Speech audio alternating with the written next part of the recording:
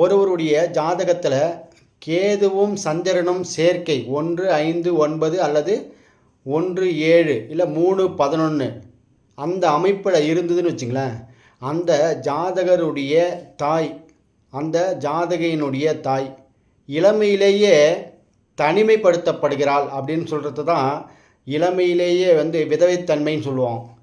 இப்போ சந்திரன் கேது சம்மந்தப்பட்டிருது.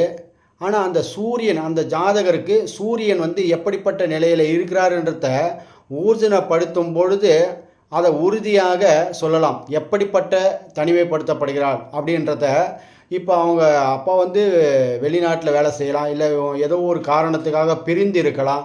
அந்த மாதிரி தன்மையெல்லாம் மிக எளிமையாக எடுத்து சொல்லக்கூடியது தான் கேது சந்திரன். அதாவது இளம் விதவைத்தன்மை இல்லைன்னா பிரிவுத்தன்மை இல்லைன்னா தனிமை என்ற ஒரு கட்டாயத்தை